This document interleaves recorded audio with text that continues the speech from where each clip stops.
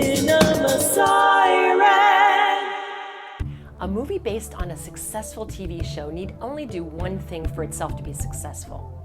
For Entourage, capturing the character of its leads and the city where they navigate stardom, notoriety, adulthood, and brotherhood is key to satisfying this long-term fan base and to making more worldwide fans who will watch the series and support its longevity in syndication.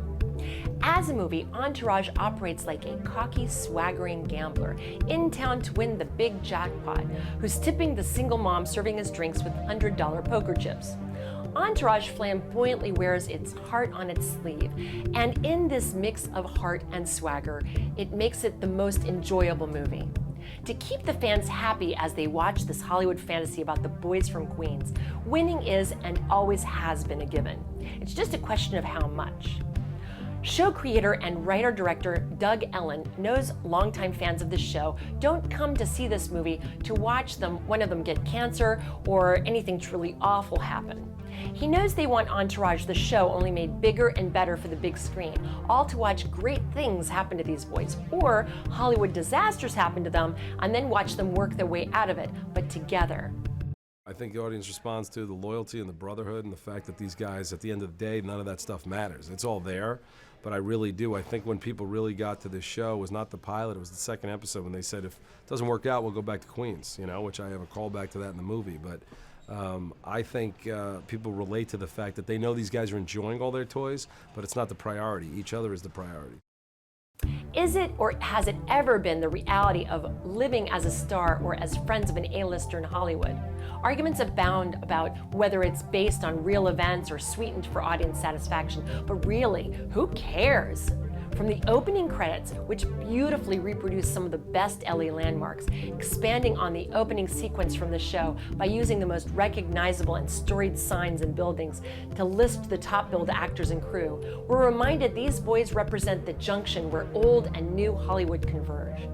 Is it Jeremy Piven's name rewritten on the sign for Chateau Marmont? They all go by in such flashes of neon. It puts the audience right into the Hollywood heat, ready for the city's seduction. The movie picks up only 9 days after the show's last episode. Movie star Vinnie Chase, Adrian Grenier, calls his pals to join him where he's partying in Ibiza after ending his ill-advised marriage days after the wedding. They arrive and inform Ari Gold, Jeremy Piven, who's taken the job of studio head after a momentary retirement, wants Vinnie to star in his first release, Hyde.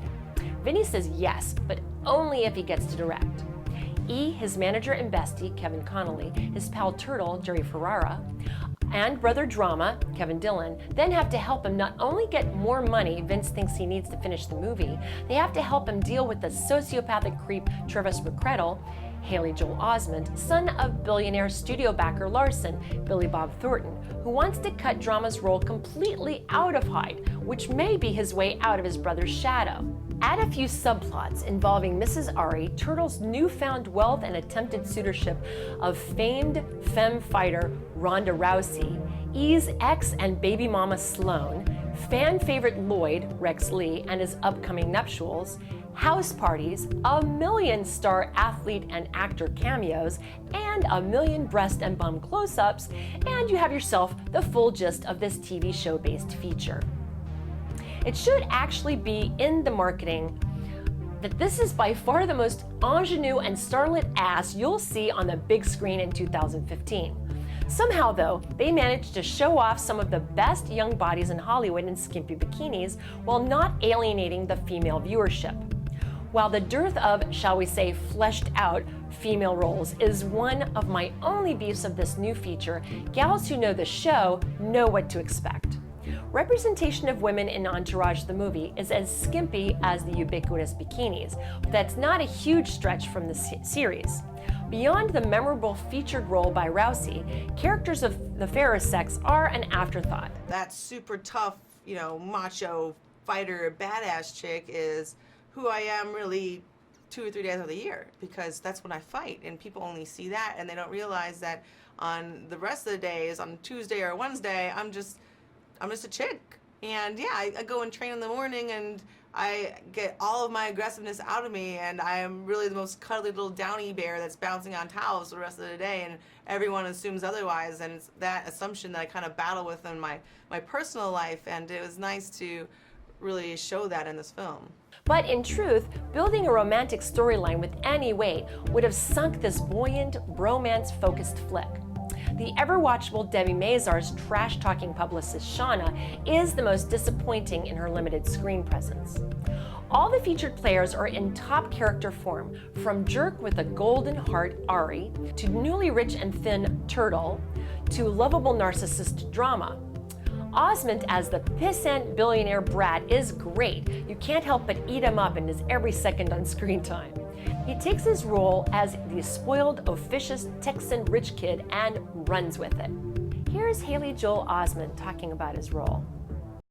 Travis immediately becomes obsessed with Emily Ratajkowski, and he's someone who has been, had everything served up to him on a silver platter and is not used to being told no, which, creates a lot of problems. So yeah, that's just something that does not compute with him. And that is another type, in that, that moneyed set of people who aren't used to, being turned down by models or someone like that. And that sort of, makes him, upsets him in a way that he can't even really put his finger on, I think. And he starts acting irrationally as a result. People critical of the movie for its lack of individual character arcs or development are missing the point. While fans of the show have come to love Vinnie, Drama, E, Turtle, and even Ari, it isn't about any of them individually and never has been. Let's watch what Jeremy Piven has to say. I think that they will gravitate towards what they've always loved about Entourage, which is the loyalty that everyone has for one another. The fact that everyone's completely honest and brutal and harsh and funny and touching all at the same time. The relationships that we've come to love between all of the boys together, between Ari and Vince and E and Lloyd and Mrs. Ari, it's all there and it's enhanced. And the stakes are raised a little bit because Ari's in a position where he can greenlight a movie for Vince. So it's kind of game on. He doesn't have to kind of like navigate through the world. He kind of is the world. It's about male friends unabashedly loving, supporting, and cheering each other on, calling each other on their nonsense, and staying loyal to each other. If they take part in a little vapid silliness or irresponsibility along the way, we forgive them just as they do each other. We could all do with a little man-on-men sentimentality from Hollywood. This is not wheel reinvention. This is slick, fun fantasy fulfillment. It teases just enough Hollywood decadence, shows enough of the destructive force of artistic creativity and vision represented by the mercurial moneyed power trippers to remind norms like us we might not want the movie star life. But oh, the parties and the ocean view. For being true to the spirit of the original HBO hit and giving the fans some fun with the boys, I give this fluffy, entertaining git flick 4.5 out of 5 stars. Once again, thanks for watching. Remember to subscribe and let me know what you thought of Entourage in the comments. And go find a new favorite film, or in this case, maybe you'll want to watch one over and over again, because as Drama would say, that would be victory! Bye.